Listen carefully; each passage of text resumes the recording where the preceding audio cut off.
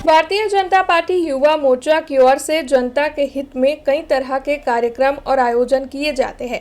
वडोदरा में बीते कुछ वक्त में सड़क हादसों की तादाद काफी ज्यादा बढ़ गई थी, जिसके मद्देनजर भारतीय जनता पार्टी के युवा मोर्चा की ओर से आज ट्रैफिक अवेयरनेस कार्यक्रम का आयोजन किया गया था। वडोदरा में बढ़ते जा रहे हादसों को लेकर ट्रैफिक जागरूकता वडोदरा के लोगों के लिए बेहद जरूरी बन गई है, ऐसा लगता है।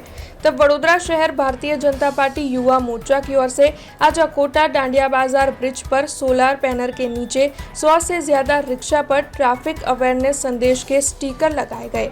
इस दौरान वडोदरा शहर भारतीय जनता पार्टी के अध्यक्ष डॉक्टर जयप्रकाश सोनी, साथ ही भारतीय जनता पार्टी के युवा मोर्चा के प्रमुख पार्थ पुरोहित, वडोदरा शहर बीजेपी महामंत्री सत्येन कुलाबकर, साथ ही वडोदरा शहर ट्रैफिक एसीपी दत्तात्रेय व्यास और युवा मोर्चा के कार्यकर विशेष तौर पर मौजूद रहे।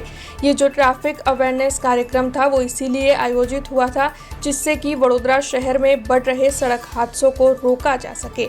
इस तरीके के ट्रैफिक अवेयरनेस कार्यक्रम लगातार आयोजित होते जा रहे हैं, लेकिन उसके बावजूद भी लोग ट्रैफिक नियमों का उल्लंघन करते हैं और फिर हादसे हो जाते हैं और हादसों में लोग अपनी जान गंवा देते हैं या फिर किसी और की जान चली जाती है।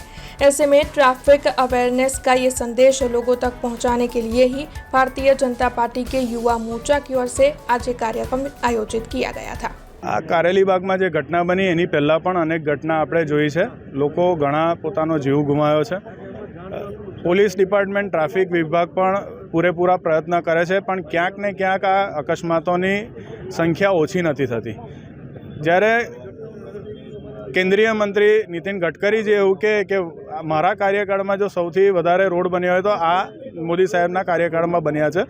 પણ એક વસ્તુમાં મારાથી જે ટાર્ગેટ થવો જોઈએ અને જે કામ થવું જોઈએ નથી થયું, એ છે અકસ્માતો ઘટાડવાની દિશામાં કામ નથી થઈ શક્યું, એમાં આપણે નિષ્ફળ ગયા છે।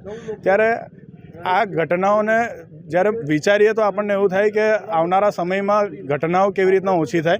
ત્યારે આ મનમાં જે અકસ્માત થયો રક્ષિતના માધ્યમથી એક બેન અને અકસ્માતમાં મૃત્યુ પામ્યા, ત્યારે મારા મગજમાં છેલ્લા 2-3 દિવસથી ચાલતું હતું કે કેવી રીતના આપણે સ્લોગન લખીએ, કંઈક એવું કરીએ કે લોકોને અવેરનેસ આવે અને લોકો ઓટોમેટિક સ્લોગન કંઈક વાંચે તો એની બ્રેક વાગી જાય, એને એનું પરિવાર યાદ આવે, એને સામેવાળાનું પરિવાર યાદ આવે। એટલે આપણે 100થી વધારે રિક્ષાઓની પાછળ અલગ અલગ સ્લોગનવાળા બેનર્સ લગાવવાના છે અને આ રિક્ષા વડોદરામાં ફરશે તો લોકો આ સ્લોગન વાંચીને કદાચ એમના ઘરે પરિવાર છે એનું મગજમાં ધ્યાનમાં રાખીને એ કદાચ શાંતિથી અને સાચવીને ચલાવશે, એવો એક નમ્ર અપીલ છે।